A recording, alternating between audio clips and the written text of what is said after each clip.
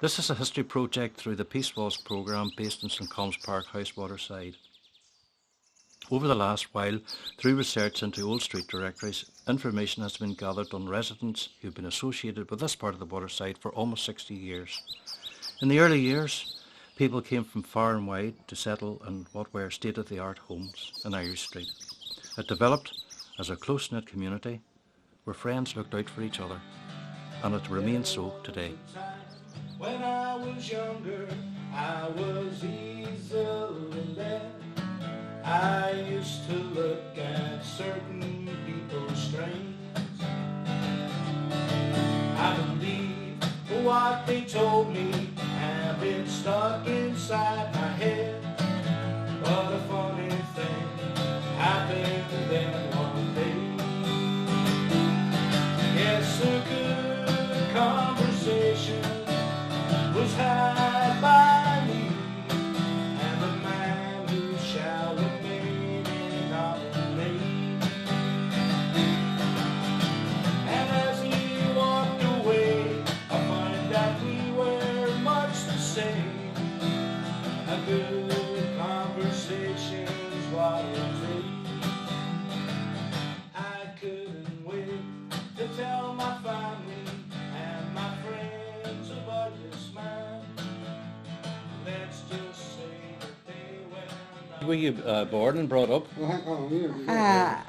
A place called Malthrid. Yes. It's down at beside the Waterside Station then, you know. And were you down beside the station? Right. And Right. is the house still there? Is it? Oh God, no way, that's years way. Right. That's the new road, sure. That's where the No. road was. And who were your neighbours beside you there? Do you remember them? Oh, I can't remember them. A long time away. Right. A long time ago. So were you one of the... Which street did you move into then? Bush Gardens. Right. And were you one of the first in the house? No, it was a relet I got from the Northland. You were living in Northland? I was living in the Northland. I got a relet at the Waterside. Oh, I'm living in the 60 odd years. My goodness. Well, would you know any of those names? Did any of those names ring a bell with you? Would you know who they were? Tell us who they they're are. all neighbours. Yes. They were all neighbours. Could you tell us a bit about Giggles some? and Gambles lived beside me. Giggles lived down the street. Hawthorns lived beside me. McCourts lived in Dublin Street. And McCready's lived the opposite side of the street. And McLaughlin's lived up above me. And Molyneux's, he lived up above me. And Moore's, he lived on the other side of the street. The two houses on the other side. And O'Donnell's lived below me. Patterson's lived in the top end of the street. Simpson's, he lived there and then he left. And Spears's lived beside me and Wilson's. And can you tell me anything about any of these families? Do you remember anything about them? Oh, there were a lot of families of them. You know, there were a lot of boys and girls and families. And would there there. been big families? With each of them had a big family? Well, I had 12 myself. You had 12. They all had Shirley. What about the post office? Did you ever use it? We had Right. post office to Graham. We got our pension and all of it. Right. It was great. So you've lived in Irish Street then a good number of years. What do you like? What would you say to somebody that you like best about it? About living in Irish Street? Irish is the best place you ever lived in. Right. No bother, nothing like, you Yes. know. No, there's no bother.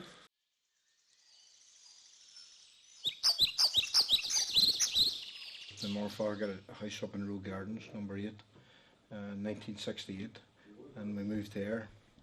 And the first time I lived here, we only stayed there for about a year. My father became the caretaker over in the Prentice Boys Hall, so we moved away. And in 1993, I bought a house that my uncle Billy had lived in 6 Morn Drive. And me and Karen moved back here then, and we've lived there ever since. You said that you originally had come from Irish Street. Was that up in Mountain View? The houses used to be there. Is that where you were brought up then? No, we lived in Stromano Road, Right. up above Mountain View.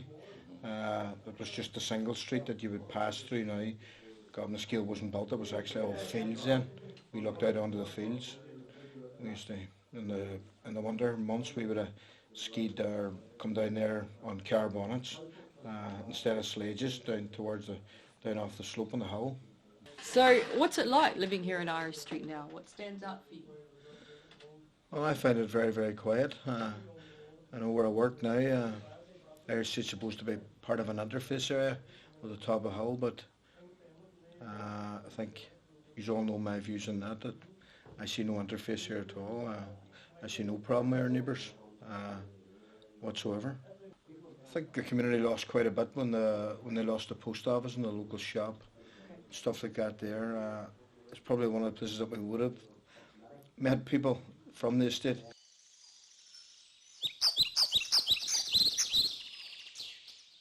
And where did you begin work? The first place I got work in was in Hogan Mitchell's factory in Little James's Street. And what did you do in there? I was supposed to be a clerk. I mean, your neighbours right beside you? Oh, my neighbours, my neighbours beside me was Mrs. Lapsley. Leonard Reid, I'll not go up above, but I'll go below the ones that went into the houses at the same time as me. There was Mr. and Mrs. Lapsley. They lived in the fountain, and I think that he was in the fire station, and I think they took the house off him.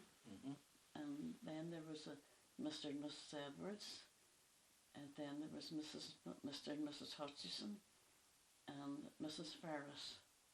That was the wee. And where did the Edwards family come from?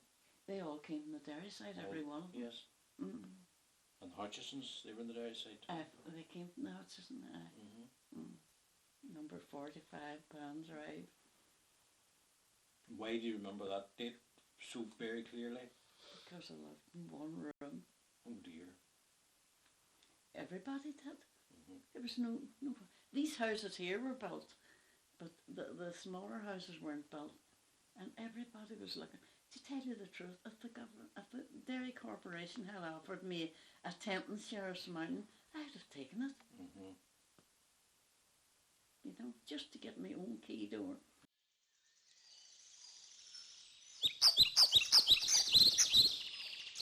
Did you move house in Irish Street? Did you move from one house to another? Oh yeah, I moved to a bigger, I moved up to a bigger house. We've always lived in a 2-bedroom house.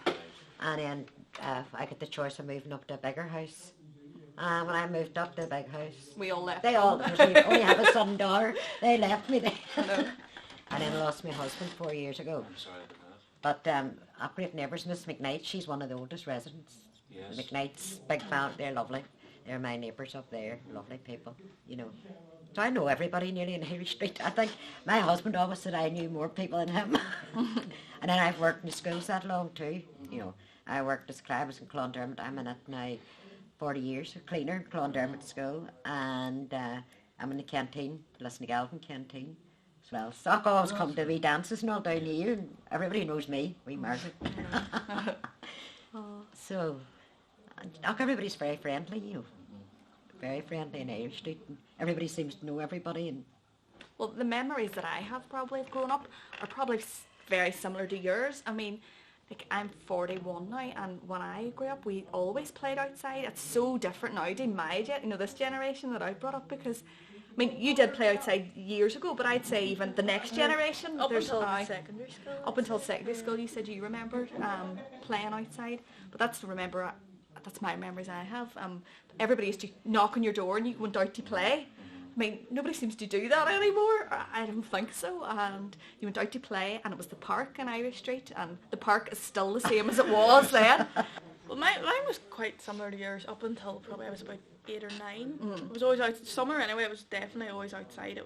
And then every year my bedtime would get later, and it would get a lot more fun. But Maybe anyone living in a housing estate, I think maybe I felt it slightly when I went to Foyle College, a grammar school, and I think my daughters have felt that as well too. when I started getting the school bus, I started to get off just opposite down where the old shop used to be, and it would be just me getting off.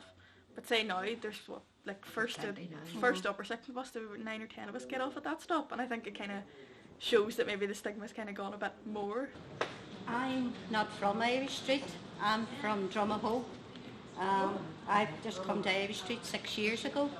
I find the people very friendly and it's really a homely place. Each of us look out for each other and I must say there's no trouble on the estate whatsoever. And we come here to the ladies group. We have a nice community centre and we just love meeting each other and having a cup of tea and a chat, of course, and a little bit of gossip. But Isabel has been here on the estate 62. 62 years. 62 years. You must have been... 1952. We were the first one went on the Erin Gardens 62 years ago. I remember the first day I came up to run to the house. The road wasn't finished and the wind was blowing and I had the pram and the 2 children and I thought, what hell kind of place did I come to live on? But after that, we fell down the streets. For one another.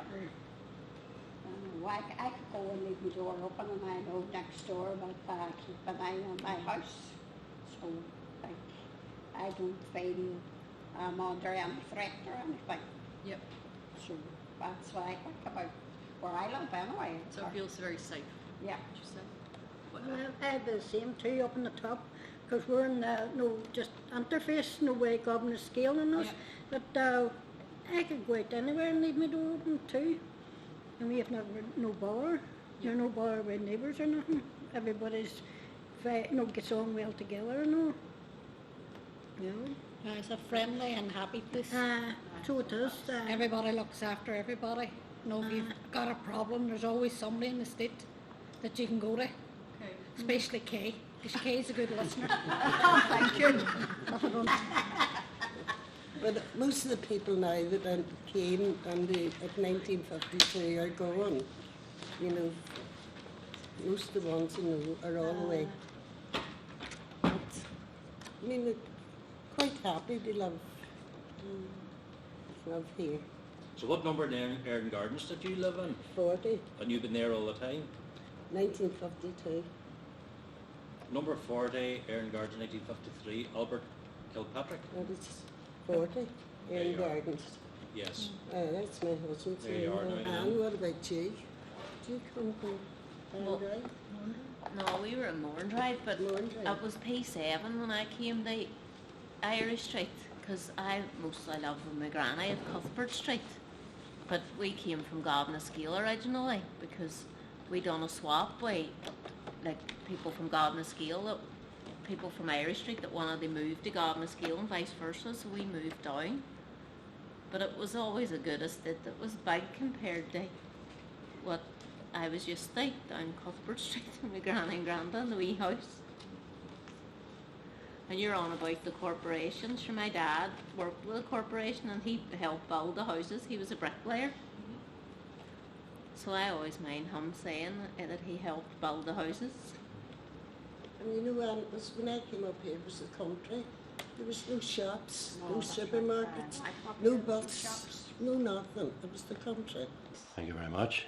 Can you just tell me your name? William Hay, local assembly member for Londonderry. Thank you. And how long have you lived in Irish Street for? I've lived in Irish Street in around 9 years. That's quite a long time. It's a long time. Moved in from new buildings, which is very much a rural area, and then of course to move to the inner water side. It was a wee bit of a culture shock. Okay, so what was your earliest memory or experience of living in Irish? Irish Street, a very settled community, very mature community, and I suppose in many ways a wee bit of an older community. But in saying that, people in Irish Street especially, I talk to them, they're very proud of themselves, very proud of the area that they live in, and we continually talk about their area and the experiences they have living in Irish Street over 40, maybe 50 years, and they express themselves, no matter where they go, they continue to say to people, I'm from Irish Street. So for me, it's a very forward-looking community as well, and it hasn't been an easy community in many ways with the interface areas. That's fairly close to them.